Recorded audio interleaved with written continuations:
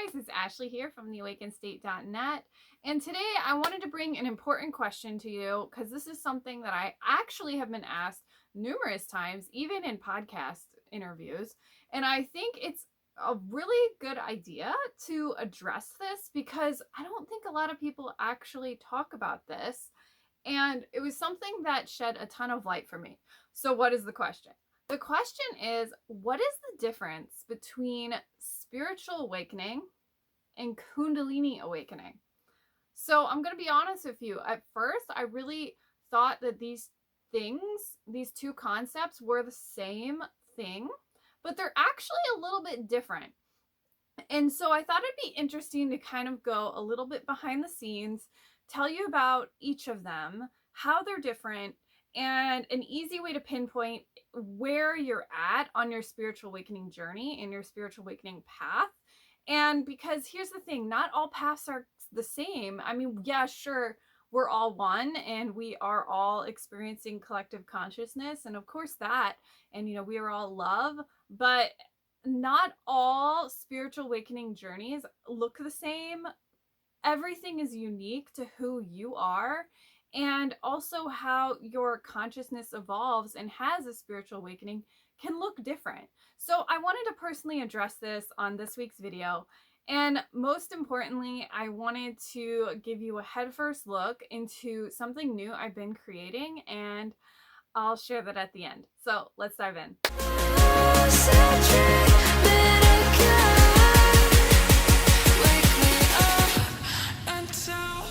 If you are here and you are asking the question, but what is the difference between spiritual awakening and Kundalini awakening? Is there a difference? Are they actually different than each other? Because I always thought originally that they're the same thing. And the more that I've actually understood Kundalini awakening, I think there's actually some different signs and symptoms that can happen when we have a Kundalini awakening versus just a spiritual awakening. And it's funny because, when first propelled into this world, I probably would have gave you a different answer and be like, what do you mean? They're the same thing. It's not a big deal.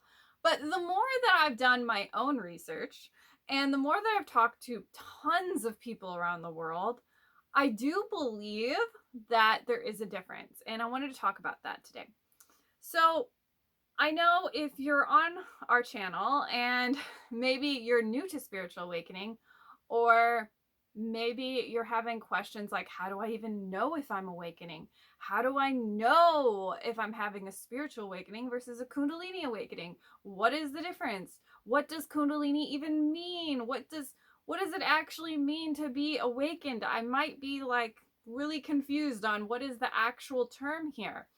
And so if you are new to my channel and my world, hi, hello, I'm Ashley, and I love to talk on all things spiritual awakening, energy work, manifestation, mind-body healing, the mind-body connection, and most importantly, really diving head first into understanding how to navigate spiritual awakening successfully.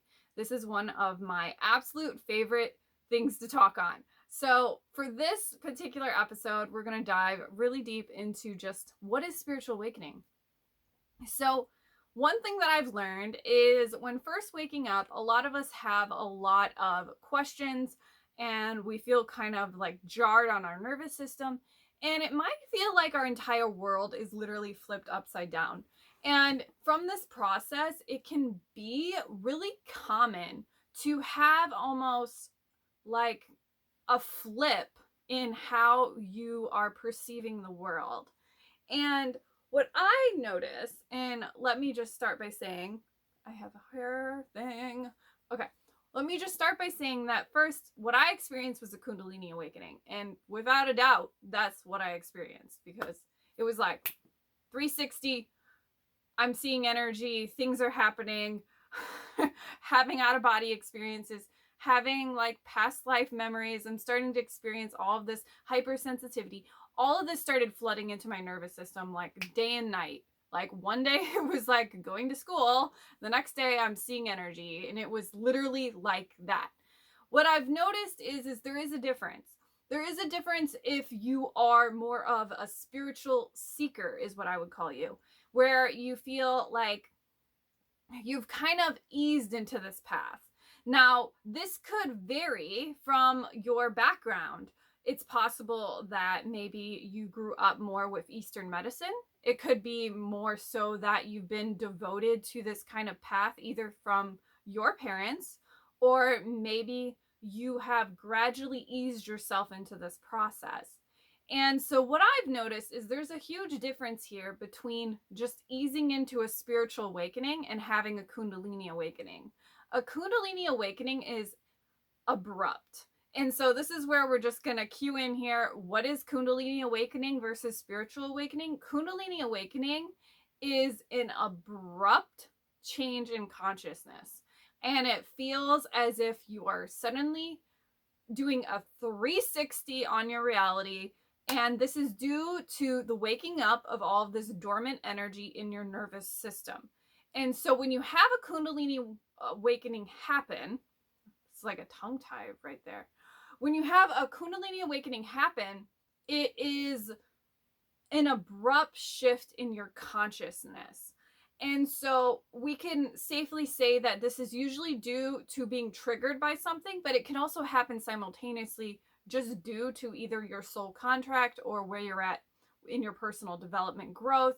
It just happens. And it's hard to even say why it happens, whether it's just something that you agreed to before birth or a part of your soul or just, communion with God. It's really, we don't know the answer to that.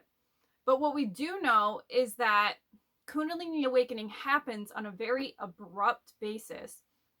It's almost like this profound wake-up call where you are suddenly triggered awake and you have all of these signs and symptoms that just propel you awake. So I can personally tell you my own personal experience. I had really intense out-of-body experiences. I started experiencing a lot of anxiety. I had hyperempathy where I was very sensitive. Like my sensitivity was drastically increased, where I was suddenly sensitive to environments, people, places. I could feel energy of places. That one was a weird one. Like I remember going to Savannah, Georgia, and being just like, I don't like it here and I don't know why. And I just don't want to be in the town square area. And it was very bizarre. And my mom just looked at me like, you're crazy. I don't know what you're on about. Why are you claustrophobic? I don't understand. And this mentality of where I was suddenly picking up on subtle information that I wasn't even conscious of before. And, later I found out that, Savannah, Georgia is very famously known for having a bunch of fire, and they had like the entire village burnt down. And there was a lot of like dark stuff that happened in Savannah. And that's why the place is actually haunted. Like, so I didn't know that until later, and I was reading about it. I'm like, why was I so like weirded out by Savannah, Georgia? And that was just interesting. Anyway, but these things started to happen for me because I started having these abrupt shifts in consciousness, and they were happening so rapidly that my body was having a hard time keeping up with all the changes. And that's when I started to have like out of body experiences. I started to have abrupt anxiety out of nowhere. I started to feel very ungrounded and very just kind of like almost like floaty, like floating above my body kind of feeling. Whereas like my consciousness was literally being stretched open. And this was before I even knew I was awakening. So looking back from this reflection, I can see firmly, I was having all this stuff occur, and I started, seeing energy for the first time as these bright energy orbs that were blue. And I remember all of these sensations starting to flood into my nervous system, and everything turned on really rapidly. And it felt like all this energy just turned on. And that's really what Kundalini is about. Like Kundalini energy is what let's break this down here. So in ancient origin, the mythology is that Kundalini rising is essentially what produces Kundalini awakening. And so Kundalini is located in the sacrum on the root chakra. It's at the base of the root chakra in the sacrum, and it's asleep. And how most people live their lives is, as story says, that Kundalini is asleep at our sacrum, and most people are only living in those lower chakras. Now, when we have Kundalini rising start to happen, something triggers our Kundalini awake, and it starts to rise up through the chakras and turn on all of this dormant energy that was just asleep and dormant in our nervous system. It starts to open up all of this energy that was dormant, and all of this starts to flood into our consciousness and our awareness. And this is why we start to turn on all of these subtle channels and subtle ways of looking at the world. So all of this energy starts to turn on like a light switch in our brain, and all of a sudden we have access to what Bob Proctor calls the higher faculties of the mind, and they start to turn on. So we have more of our intuition shows up. We have more of that clairsentience, clairvoyance, clairaudience, and all of these different types of psychic abilities start to turn on because we're tuning in more to the subtle frequencies of the world around us that a lot of people are unconscious to. And when it happens with Kundalini awakening, it's suddenly like everything's flipped over, and you're like coming at it from the energy of being a newborn who never learned how to walk yet. And all of a sudden you have to navigate through that. And this is what makes Kundalini awakening so jarring, and where we feel like we're insane or life is crazy and we're going insane, or we feel like our entire relationships are flipped upside down, and then we have the dark night of the soul occur, and we have all of these experiences start to happen because of that Kundalini rising energy. Now, let's take a step back here and look at, well, what is spiritual awakening? A lot of what happens in spiritual awakening is it's a more subtle shift in awareness. It is not as abrupt as Kundalini awakening. What I've found and what I've researched is a lot of people who have a spiritual awakening occur is they're usually induced by practices of spiritual study. So for example, it might be that suddenly you are religiously meditating, and then all of a sudden you have this abrupt shift in awareness that causes your spiritual awakening. In the same regard is it might be someone who is more of like a Buddhist who's practicing meditation daily, who's practicing inner stillness. You know, we can always go back to Eckhart Tolle and how he discovered how, you know, he found peace in the present moment on a park bench, if you've read the book. And that was when the moment where it was the moment of all moments where he's like, the present moment is all there is, and this is where peace exists. It was in that same regard that he had his own version of a spiritual awakening. And so what is normally happening during a regular spiritual awakening is you just start questioning reality. And usually this is developed through some kind of subtle awareness that starts to kind of build up a momentum in your mind. And eventually it causes what I would call a quantum leap, because it causes a quantum leap in your perception. And that quantum leap in your perception is what allows you to experience a spiritual awakening. So for you to ask yourself, did I have a spiritual awakening or did I have a Kundalini awakening? I can safely say now, as I've talked to tons and tons of people and have researched this for over 10 years, that a spiritual awakening is usually very subtle. It's a very subtle shift in awareness, kind of very similar to probably how Eckhart Tolle first experienced it, where he was like, I was just meditating on a park bench and then I knew the answers to the universe. Whereas a Kundalini awakening is incredibly abrupt. It feels like whiplash on your nervous system. It's like, boom, you're awake. And it feels like an abrupt shift and change in your nervous system. And I think that's safely saying that they are truly different. And I think it's important to address that, because some people might be suffering from a Kundalini awakening, but maybe other people aren't, and they're more in the energy of where they're subtly awakening, where they're starting to question their reality. They're starting to question their belief systems. They're starting to look at life from a different lens of like, is this all there is? I don't know. And where it's more like, what happens after death? In where we're more philosophical, and it kind of produces this shift where we suddenly want to meditate more. We want to limit our screen time. We want to drop bad habits and start healthier habits. We want to commune with nature.